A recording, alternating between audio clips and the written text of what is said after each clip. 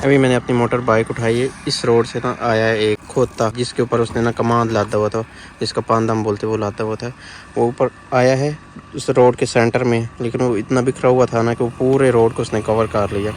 मैंने बाइक का ना, जिधर वो बाइक वाला खड़ा है ना, उधर से ऐसे काट किया काट, ताकि उसमें सीधी बाइक मेरी लग रही थी, खोते में उसमें ना लगे। जब मैंने काट किया ना, ऐसे झोल सी पड़ी है, तो उस जगह जिस जगह बाइक वाला खड़ा है ना, उस जगह मिसपा गिरी है। उस जगह वो गिरी है, और मेरी जो बाइक थी ना, वो आगे लटकाते इस जगह आके रुक गई है। पीछे से पुलिस का डाला था, वो भी इधर आके रुक गया है।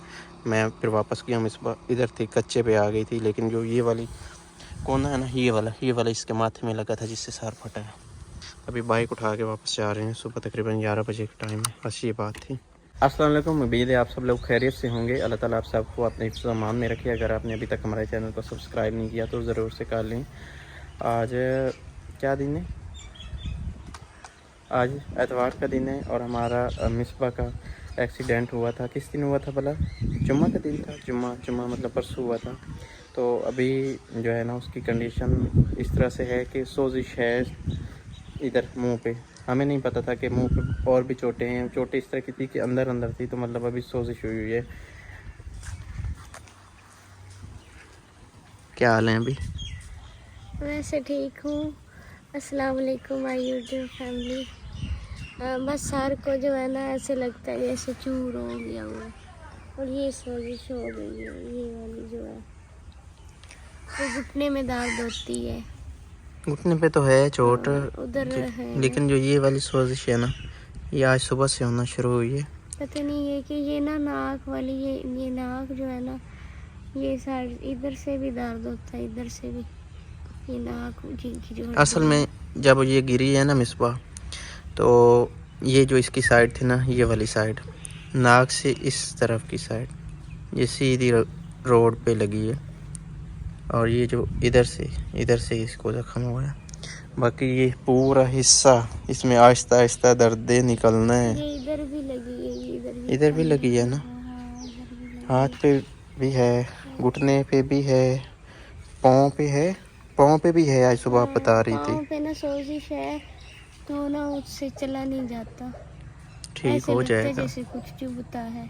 चुपते सुबह टाइम जब मैं वॉशरूम जा रही थी ना, आपको कहा था मुझसे नहीं चला जाता। सुबह टाइम ना, मैं इधर से अपने कमरे से मिसबा वॉशरूम के लिए चली गई इधर, ये वॉशरूम। जब वापसी पे थी ना, तो इसको दर्द निकल आया हुआ था पाँव में। तो फिर बहुत दिक्कत हुई, तो फिर आहिस्ता मैं इसको चला के ले गया। मैंने कहा उठा के ले जाता हूँ, लेकिन इसने कहा नहीं, मैंने चाल के जाना है। फिर चाल के आहिस्ता चली गई थी। उसको बोलूँ, ऊंचा बोलूँ तब भी दर्द होता है। ऐसे लगता है ये ऊपर जो है ना, ऐसे मतलब मेरे कुछ लग रहा है। ये इधर, ये यहाँ पे कह रहे हैं टांके लगे हुए हैं। मुझे कुछ नहीं है पता, ना ही मुझे कोई याद है। इन्होंने मुझे बताया कि इधर आपको टांके लगे हुए हैं।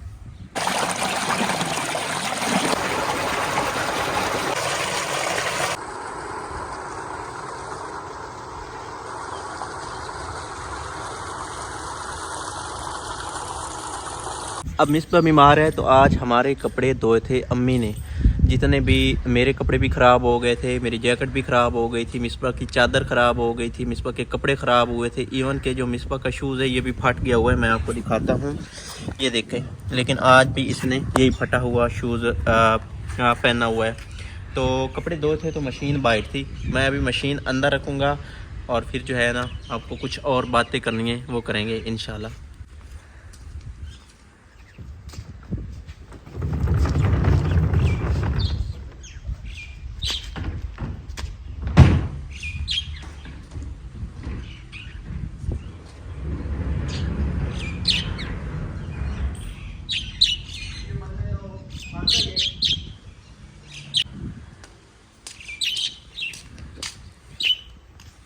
ये खजूर कहाँ से आई है? इस मौसम में खजूर मिलना बड़ी बात है। अब मैं आपको बताता हूँ कि हमारा जो असल में एक्सीडेंट हुआ था ना, वो कैसे हुआ था।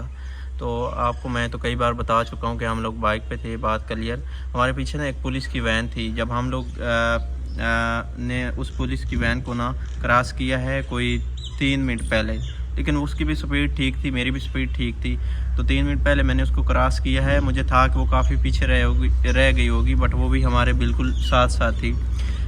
जब हम लोग गिरे हैं ना, तो मिसबा गिर गई और जो मेरी बाइक है ना वो थोड़ी सी आगे गई है। मतलब मैं वहीं से रोकने की मैंने कोशिश की है, तो फिर थोड़ी सी आगे जाके रुकी है। मैं उतरा हूँ तो मेरे उतरने से पहले वो वैन वहाँ आके रुक गई है जिस जगह मिसबा गिरी पड़ी थी। मैंने फ़ौरन देखा तो वो जो बंदा था ना जिसकी खोती थी तो वो था, तो मैंने उसको बुलाया। मुझे था कि मिसबा को इतनी चोटें नहीं होंगी, तो मैं ज़रा इससे पहले जो है ना इतना कह लूँ कि आपने एहतियात क्यों नहीं की।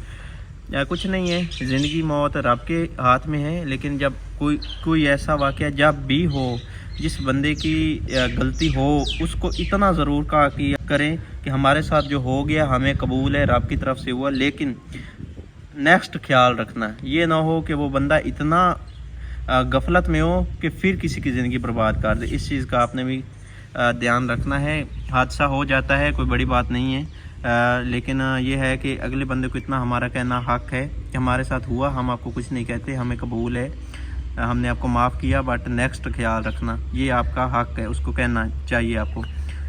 लेकिन वो जो पुलिस वाले थे ना, उन्होंने मुझे कहा कि जो मिसबा का नाम ये कि जो बच्ची है ना उसकी हालत ज़्यादा ख़राब है तो उसको पहले उठाएं।